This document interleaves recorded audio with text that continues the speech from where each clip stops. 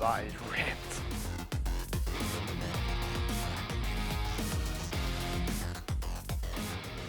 Right, so I've just hit this driver and it has really got me thinking about drivers and certainly the price of drivers. I'm Rick Shiels down here at Quest Golf Academy. If you're new to my channel, welcome. Smash that subscribe button so you don't miss any of the videos. And if you enjoy this video, hit the like button. This is very much an interactive video, so I'd love to hear your comments down below as well, because there's been quite a lot of topics that are going to be covered. And also, check me out on Instagram, at Rick Shiels PGA. You want to be checking me out on there to see what is coming up on the channel next. This driver is available in UK, Europe. Comes with a head cover, it's adjustable, can change the neck, can change the sliding weight at the back. It looks great, it's got a premium shaft, a premium grip, and it even comes with its own wrench so you can adjust the weight and the neck setting to put it into your preference. So I hit 5 or 6 shots with Pro V1s on GC Quad, and here are the numbers. So my normal optimum performance chart, which are all the drivers that I normally test on my channel, these are all the numbers. And these are the numbers that I received from this particular driver. Ball speed is great, carry distance is great, total distance is great. Spin numbers are a little bit out, but not far away. And I can show you my club data as well, what I'd normally get on my optimum performance range and what this driver did. As you can see, it sits almost exactly where I'd like to see a driver fit. It's what I would see as a very good performing driver. Sits in my optimum performance range perfectly. But there's a huge twist, because this driver is half the price of many of the other drivers that I've tested to create that optimum performance chart. Most drivers are around £400 or $400. This is just simply £200.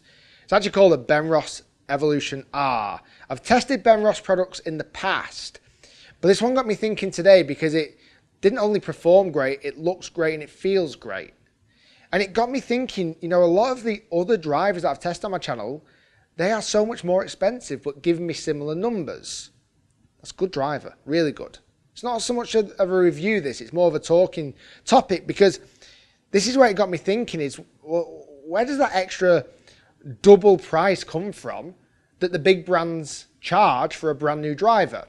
Because even for this budget driver, I would classify it as budget, and there's many more available worldwide. You still get fitted for this. You can still get different shafts and different specs. You can still test them at local driving ranges or pro shops. So that's not so much a factor, because you can do that with the big boys. The one thing you won't see that driver, the place you won't see it is out on tour. You almost won't see it in a tour player's hands because it doesn't pay any tour players to use it. Where the likes of TaylorMade or Callaway, Ping, Titleist, they do pay tour players. So really, is that extra price coming from that element? Because the guys, they've got to pay these tour players somehow. So is the golfer paying for that? The other big thing, and this is definitely a huge factor, is all of this technology that Benros has featured in this driver. They have copied that from other drivers.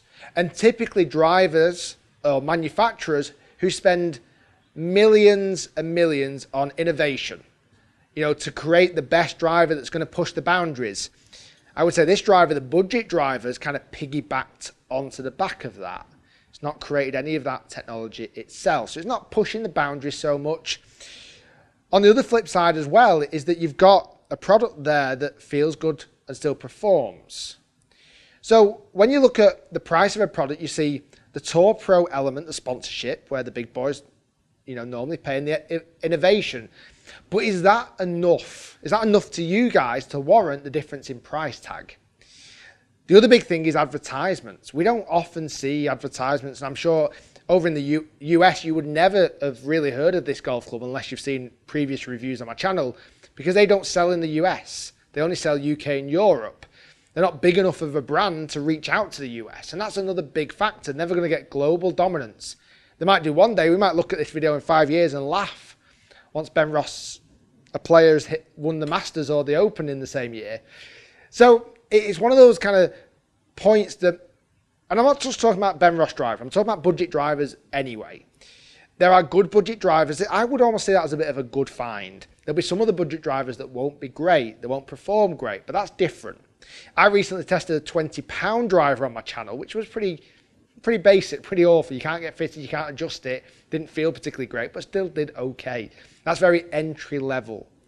For a budget driver like this, it kind of makes me think, well, if that still hits the performance and the feel that a good driver gets, well then where is that difference in price? Where is that? I can get two of those drivers. I can have one here and one in a holiday home somewhere for the same price of a TaylorMade or a Callaway. Or any of the big brands. I'm not picking on those guys. But I'd love to hear your thoughts below. That performed great, and there'll be many budget drivers around the world that will perform great. There'll be ones in America, there'll be ones in Australia, there'll all be different ones. They don't all perform great, that's the trick. You've got to test them, you've got to find out which ones are actually the golden nuggets, because some of them are pretty cheap and make bad products.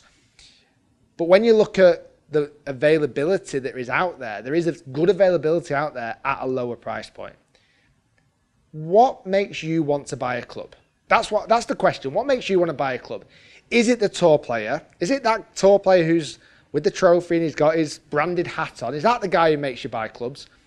Is it the fact that advertisement from these big brands is so good and the desire is there? And are Benros missing a trick because they don't, attract that desire from you? I'm not desired to hit this driver massively. I'm impressed with it. But the big brands get that desire. There's that glossy kind of feel to it. There's that glossy, look at me, I'm using, the premium drivers. And it's like anything you look at car manufacturers, you want the badge on the front of a car rather than it being, you could get the same car but in a non-branded vehicle, but would many of you out there buy it because of that, even though it might be half the price? I think often we're a bit snobbish in our decisions. I would agree. I get guilty of it myself. But I'd love to hear your thoughts down below. Are drivers too much? And if so, if you don't think they're too much, why? And if you think they're too much, I'd love to hear your thoughts on whether you try something that's a bit more budget or maybe even second hand. There may be another way of doing it as well.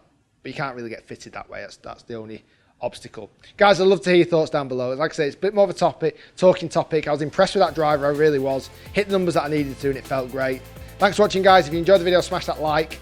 Subscribe to the channel if you are new and comment down below. I want loads of comments on this video.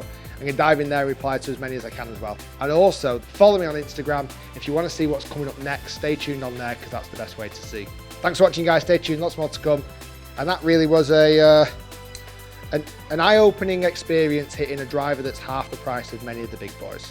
Thanks for watching, and we'll see you next time.